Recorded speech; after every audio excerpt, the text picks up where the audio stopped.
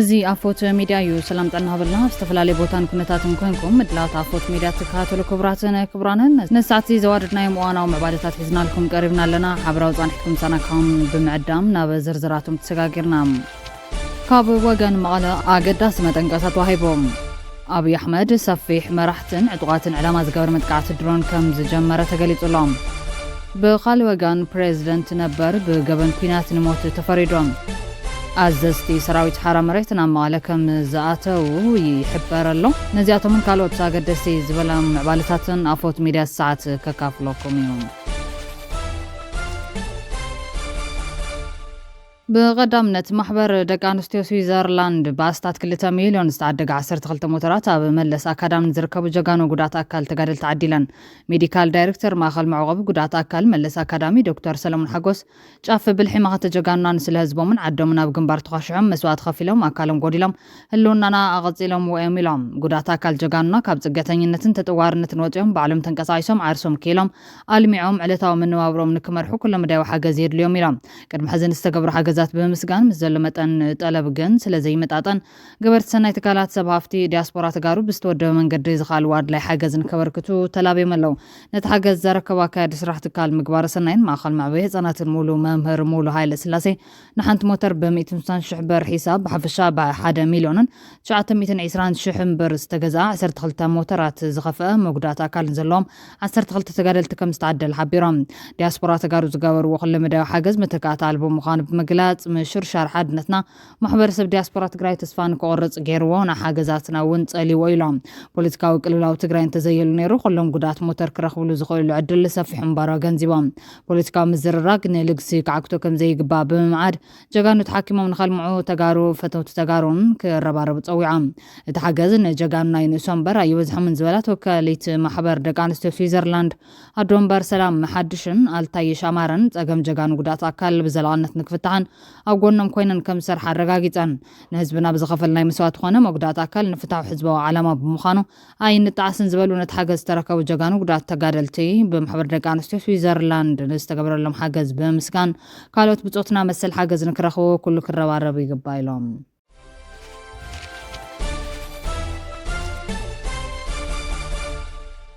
ኣብ ሻምፒዮና ብሽክሌታ ዓለም 2025 ንኢትዮጵያ ወኪሎም ዝተሳተፉ ብሽክሌተኛታት ጽባሕ ሓሙስ ክትማ መቐለ ከኣትዮም ንፈልም እዋን ኣብ ምድሪ ኣፍሪካ ብኣሰናዳእነት ሃገረ ሩዋንዳ ዝተኻየደ ሻምፒዮና ብሽክሌታ ዓለም 2025 108 ሃገራት ዝተሳተፋሉ ሻምፒዮና እንትኾን ኣብቲ ውድድር ንኢትዮጵያ ወኪሎም ዝተሳተፉን ጽቡቕ ውፅኢት ዘመዝገቡን ብሽክሌተኛታት ድማ ጽባሕ ከተማ መቐለ ከኣትዉ እዮም ካብ 11 ክሳብ 18 መስከረም ኣብ ዋና ከተማ ሩዋንዳ ከተማ ኪጋሊ ኣብ ዝተኻየደ ሻምፒዮና እቶም ብሽክሌተኛታት ሓሙሽተ ዓይነታት መደብ ውድድር ተሳቲፎም ጽቡቕ ውፅኢት ብምዝጋብ ሓዱሽ ታሪኽ ጽሒፎም እዮም ዕለተ ሰኑይ 19 መስከረም ከተማ ኣዲስ ኣበባ እንትበጽሑ ድማ ኣቀባብላ ዝተገበረሎም እቶም ብሽክሌተኛታትን ኣሰልጠንትን ጽባሕ ሓሙስ ቀትሪ ሰዓት 7:55 ዓለም ለኸ መዕርፎ ነፈርቲ ኣራእሲ ኣሉላ ኣባነጋ ዝበጽሑ ኮይኖም ብዝምልከቶም ኣካላትን ፈተውቲ ብሽክሌታን ድማ ኣቀባብላ ክግበረሎም እዮም ብኻልእ ወገን ኣብ መዕርፎ ነፈርቲ ኣሉላ ኣባነጋ ዝተተኸሉ መሳርሕታት ድሕንነቶም ንምፍታሽ ዝዓለመ ስራሕቲ ካሊብሬሽን ክካየዱ እዮም መዕርፎ ነፈርቲ ኣሉላ ኣባነጋ መቐለ በብኸልተ ዓመት ንዘካይዱ ናይ ካሊብሬሽን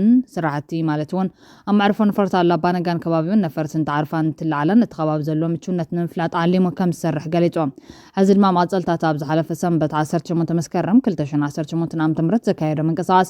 ንዕለት 22 መስከረም 2018 ዓ.ም እውን ፍሉይ ምንቅስቓስ ነፈርቲ ማለት እውን ናይ ካሊብሬሽን ስራሕቲ ስለዝካየድ ነዋሪ ከተማ መቐለን ከባቢውን ነዚ ፈሊጡ ክጸንሕን ከይጭንቕን እናተሓሳሲቡላ እዚ ዝካየድ ዘሎ ስራሕቲ ካሊብሬሽን ኣብ እዋን ጸልማት ኣውሮፕላን በቴክኖሎጂ ተደጊፋን ክትዓርፍ ዝኽእሉ ዝተተኸሉ መሳርሕታት ድሕንነቶም ንምፍታሽ ዝዓለመ ኮይኑ በዝሒ ነፈርቲ ንምውሳኽ ዓበይቲ ነፈርቲ ንክዓርፋ ከምኡውን ዓለም ለኻዊ ረቑሕቲ መዕርፎ ነፈርቲ ንምዕባይ ከም ዝሕገዝ ምምሕዳር ከተማ መቐለ ንድምፂ ወያነ ትግራይ ኣብ ዝለኣኹ ሓበሬታ እዮም መላኺቱ ዘሎ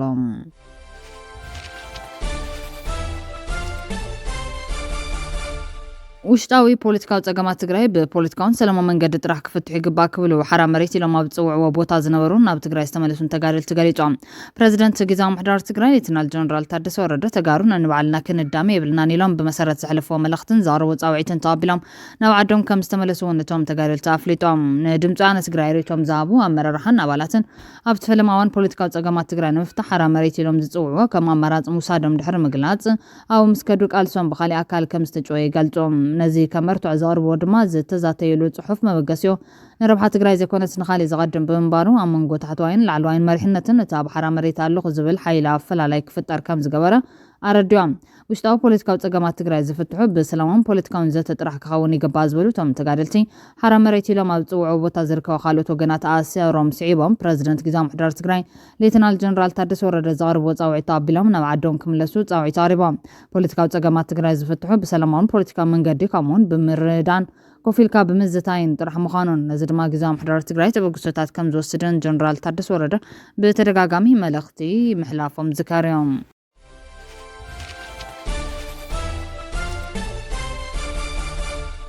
أبي أحمد سفيح مراحتن عطواتن على ما زقور متقعات درون كم جمرة قليتهم أب كل الأمحارة بستفلالي كوابيتات أمونقو حيلتات منقستن عطوات فانن كويناتي كايد كم زلوك سمع زغني خوينو أب سب النبرة ون عنواتي ورد كم زلي قلات علام أب سمون أب كل الأمحارة زوا سمين والو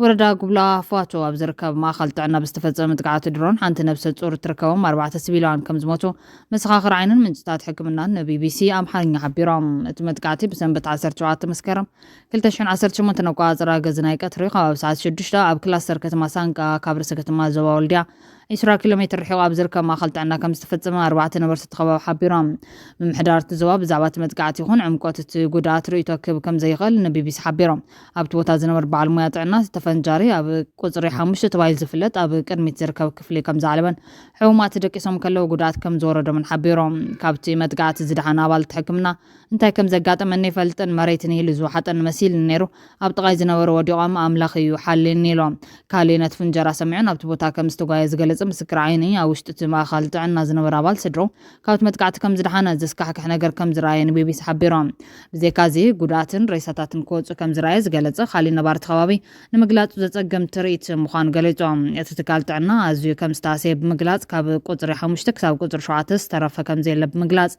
قال كفالت ما خالطعنا كم زانو يغلص كم حوي توارع دما يبل بي بي سي استملكتو بناص አካል زي ترغاغص سلطاتن فيديوتاتن ابلعلت ما خلطعنا زور دغدات كساب كنده مخان زاريم حدا بعل سلطان ما خلطعنا بي بي سي ابزاو حبريتا 4 حوماتن سرحتنياتاتن اب قدم عينهم كم زموت غليصوم سلسته قباتهم دقان زطوا زنبر اديتات كم زغونه حبيروم اتسرحنيات ما خلطعنا بي بي سي ابزاو حبريتا اتا رابعيت قداين اب ما خلطعنا كتحرس مصت نفس صور مخانا غليصوم اب كفل حرس زموتت الدلا حنت نفس صور اب حرس يعني را ابوان حرس امويتا حزي اتا محرسيتون ابيدا كمزت وقعت سمعنا يبل بتمتقعتي لعل 10 سوات كم زوصلو تمسخاخر حبيرام كابتم استغدو شمون تسرحتنيات تعنا كم زغون حبيرام دحر خلت معلتي بسوني تمنقد مستعفته توم زغوصلو نا هوسبيتال ولديا كم استوسد حبيرام سمعت عنا زركبوم 6 سوات نحكمنا نا هوسبيتال ولديا كم زاتون كاباتهم بخبيت زوصلو سلسدما مطبحت كم استغبرلم منጭታት ቢቢስ حبيرام نبرتي تمتقعتا استفصم اللوان اب تختما منغو حيلتات منغستن حيلتات فانن زغونه وق كم زينبرن تخونه ግን اب كبا ولديا بفلاي ጥቁር ውሃ ዝባል ከባቢ ከቢድ ወገን የረብሎ ወጋት ዕጡቃት ፋኖ اب ማخل ጥዕና ሳንቃ ከምዛተው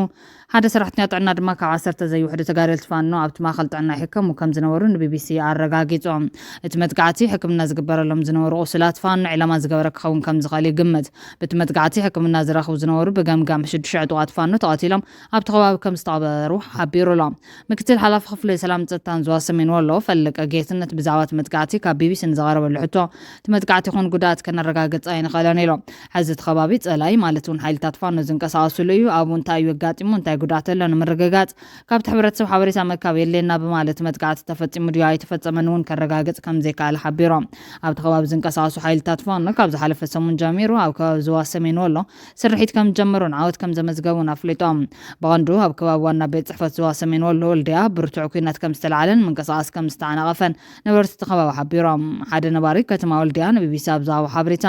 ክልቲኦም ተዋጋእቲ ወገናት ኣብ ከባቢ ወልድያ ይገጥሙ ከም ዘሎ ሓቢሮም ሓይልታት ፋኖ ጀሚርና ዝብል ስርሒት ዝተጋነነ ዝበለ ኣይተፈለቀም ኣብ መንጎ ባርዳርን ከባቢ ጥቁር ውሃን ኣብ ጎንደር ዝወስድ መስመር ግጭት ከም ዘጋጠመን እቲ መስመር ብሓይልታት ፋኖ ንመዓልታት ከም ዝተዓጽወን ግን ኣሚኖም ካብ ከተማ ወልድያ ብዙሕ ዘይርሕቕ ከተማ ሳንቃ ካብ ሓሙስ ድሕሪ ቀትሪ ጀሚሩ ኣብ ትሕቲ ቁፅር ሓይልታት ፋኖ ከም ዝጸንሐት ነበርቲ ተኸባቢ ኣረጋጊጾም ነበርቲ ሳንቃ እውን ኣብ ልዕሊ ፍርሒ ከም ዘለውን መድሓኒት ክረኽቡ ከም ዘይከኣሉን ንቢቢሲ ገሊጾም እዮም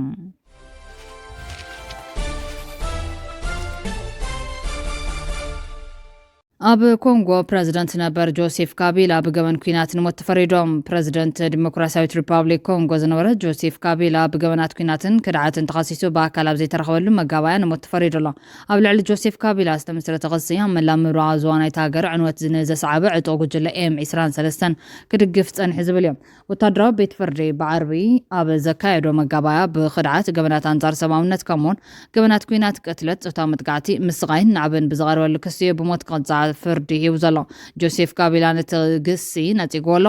ነብሱ ንምክልኻል ግን ኣብ ቤት ፍርዲ ቀረበን። ነቲ ፕረዚደንት ነበር ነቲ ክሲ ቢት ኣብህር ከም ዝተገበረ ብምንፃግ ንኣብያተ ፍርዲ ከም መሳርሒ ጭቆና ይጥቀምሉ ከም ዘለው ኮኒኖም። ንሱ ኣብዚ ሕዚ እዋን ኣበይ ከም ዘሎ ኣይፍለጥን። ኣቦኡ ሎረን ካቢላ ኣብ 2001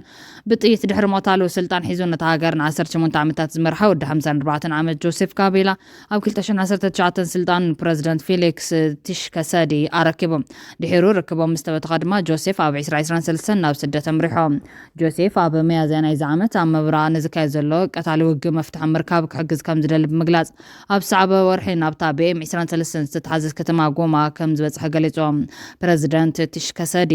ጆሴፍ ካቢላ ድሕሪ M23 ዘሎ ኣውራሰብ ምዃኑ ብምኽሳስ ሕጋዊ ከለሎ ብምልጋስ ክሲ ክምስረተሉ መንገዲ ፀሪጎም። ኣብ ፈለማ ናይዚ ዓመት ዕጡቕ ጉጅለ M23 ንጎማ ብኳቡን ክልተ መዕርፎ ነፈርትን ዘጠቓለለ ሰፊሕ ክፋል ናይታ ብማዕድናት ሃብታም ዝኾነት ምብራቓዊ ዞባ ናይታ ሃገር ምስ ተዋፀረ እቲ ን10 ዓመታት ዝቐፀለ ግጭት ክብእስ ተራዮም። ሕቡራት ሃገራትን ሓያሉ ምዕራባውያን ሃገራትን ሩዋንዳ ንM23 ከም ትድግፍን ኣሽዓተ ወታደራታ ናብታ ሃገር ከም ዝለኣኸትን ብመርትዑታት ኣሰንዮም ከሲሶም። ኪጋሊ ግን እቲ ግጭት ናብ ግዛእታ ከይልሕም ንምግታት ትሰርሕ ከም ዘላ ብምግላጽ ነቲ ክሲ ትነጽጎ እያ። ኣብ መንጎ መንግስትን M23 ኣብ ሓምለ ስምምዕ ምቁራጽ ተኽሲ እኳ እንተተፈጸመ ደም ምፍሳስ ግና ደው ይበለን ዘሎ።